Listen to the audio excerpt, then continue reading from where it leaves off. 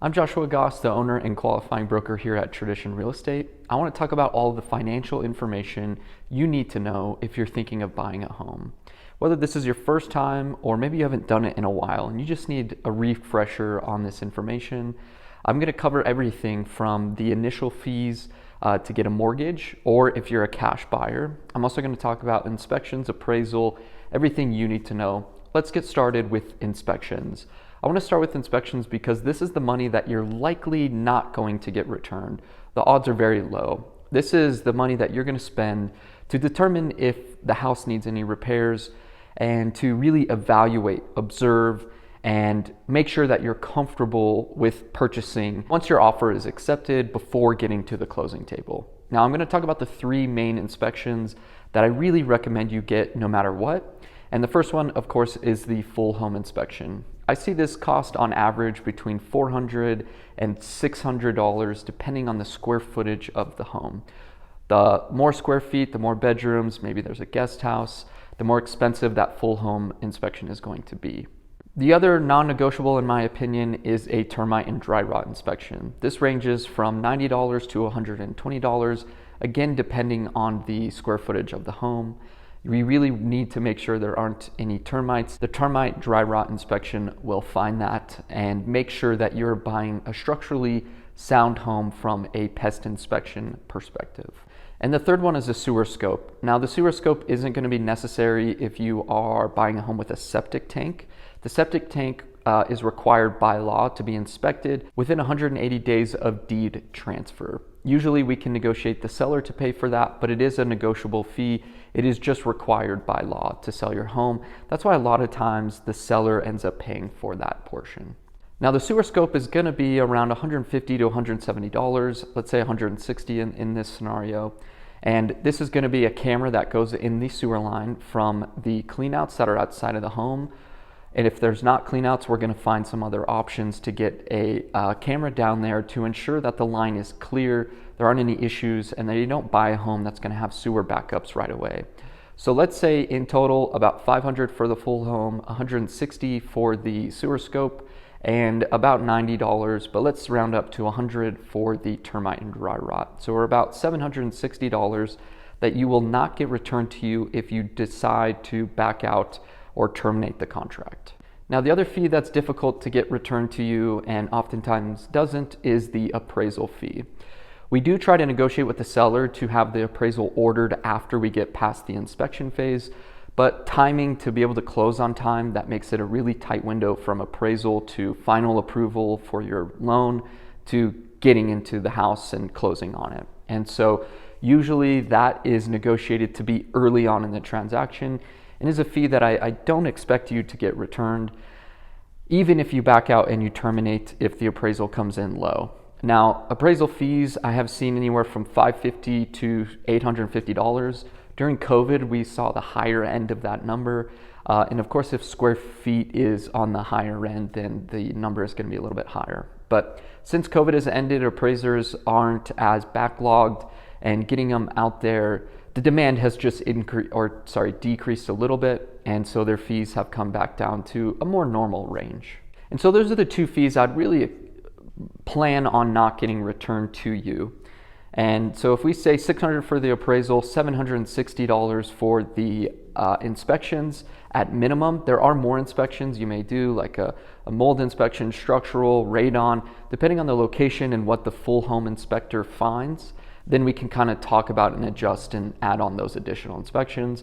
But those three ones are the minimum, bare minimum, I would recommend you have done. And again, we have great inspectors and people that we can recommend to make the process smooth and who we know are going to be thorough in their approach. We want to know every single detail about that home before you close on it. Now, all of the closing costs in total, if you are getting a mortgage, ranges from about $6,700 to about $9,600. And this really depends on if you pay for discount points, it depends on the lender that you use and the rates and fees that they charge. And so I really recommend always shopping around for lenders, talking to a few people and talking to maybe a large company. And by a few people, I mean a couple local lenders and then a large company, and see what the differences are, break down every single number, and see if there's anything they can do. But on average, that's what I would expect to see. And here are the breakdown of the lender fees that are expected in a transaction. You can kind of go through these. I'll leave it here for a second, and maybe I'll just read through so that it gives you a little bit of time to process those. And when you talk to a lender, maybe compare them to these average numbers. Credit report fees, flood cert, prepaid interest, processing fee, underwriting fee. A home warranty fee is something that I try to negotiate the seller to pay for. Essentially, it's a home warranty that is paid for by the seller for 1 year that covers all the mechanical systems, the appliances. I see this be around $700 to $800, again, depending on the type of home that you're purchasing and the size of it. If the seller is not willing to pay, sometimes I offer to cover that just because I want you to move into a home that you're not stressed, especially for the first year, about the hot water heater failing or the refrigerator stopping.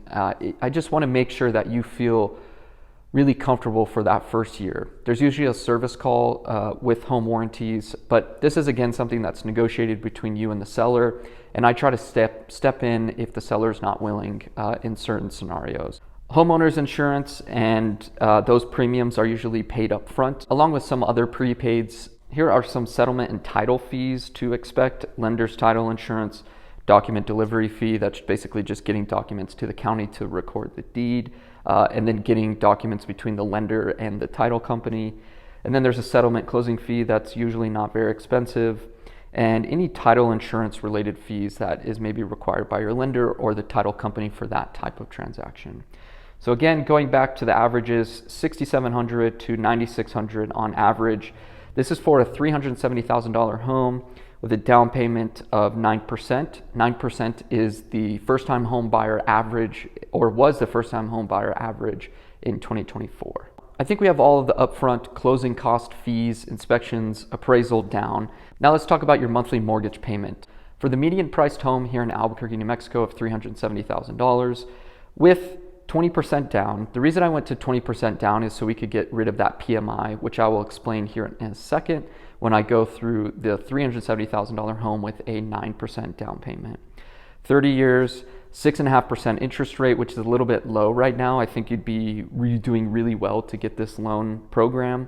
I'm going to say there's an HOA that's $50 a month. I'm going to say homeowners insurance is around $80 to $100. And then property taxes, $44.40 a year. Property taxes in Albuquerque and Rio Rancho.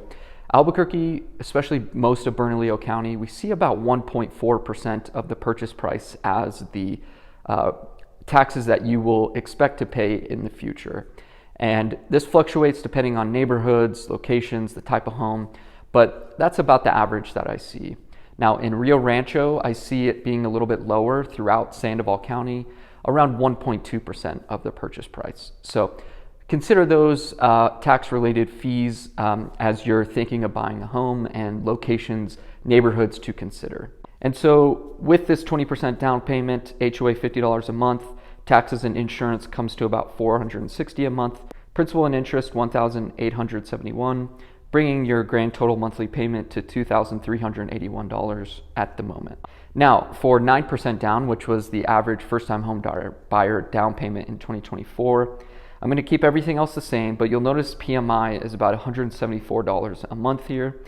$174 a month to protect the mortgage provider. Because you're not putting 20% down, they are worried they won't get their remaining loan balance returned to them if they have to sell the home as a foreclosure.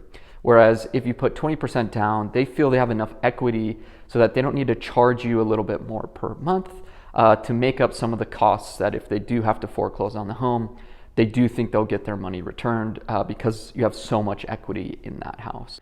And so sometimes if you're putting over 25% down, you can waive the appraisal entirely because the mortgage company is just confident in that value and feels that because you have so much equity, if they do have to sell, they will get their remaining loan balance returned to them. And so your grand total payment with 9% down on a $370,000 home is around $2,812. Again, this will vary between lenders, different loan programs, And sometimes in Albuquerque, there are grants, or all of New Mexico, there are grants that you can take advantage of to put 0% down, or just to help assist and get you into the home that you really want to be in. One fee that I want you to keep an eye out for is a PID, a Public Improvement District. In newly constructed communities on the west side of Albuquerque, Rio Rancho, we see a lot of these PIDs, and even in Mesa del Sol. PIDs are essentially the cost for the infrastructure of the community, the neighborhood, is being paid for by homeowners over a long period of time. So you pay a monthly fee. I see anywhere for that monthly fee between $50 and like $200. Just keep an eye out for PIDs as you're going along. If you have more questions about that, how that works, if you can pay it off, what exactly that money goes towards, I think there are some stuff you can look up online. But again, as always, feel free to call, text, or email us. And so I think that's all of the loan-related fees. If you're a cash buyer, there aren't any loan-related fees to consider. Closing on a home, you need to pay for the appraisal. If you still want one while purchasing cash, it's not a requirement. And then you need to pay for inspections. Beyond that, there's like a $25 recording fee, some other small related fees that don't add up to more than maybe $100 at most. And so, yeah, if you're a cash buyer, there's very little fees. A lot of the title related fees are taken on by the seller in Albuquerque. And so if you have any other questions about this financial information, if you would like some recommendations for lenders, if you're thinking of buying a home soon and just want to start the shopping process, give us a call, 505-604-7826. You can also email me, josh@traditionrealestate.co. I would love to talk to you. Maybe we meet in the office, meet at a coffee shop, get on the phone or a Zoom call, and just go over your wish list, go over some financial stuff, and get you to some other people who can give you a lot of great information to get you ready to get into your next home. I want to thank you so much for watching, liking, and subscribing. We'll see you on the next video. Take care.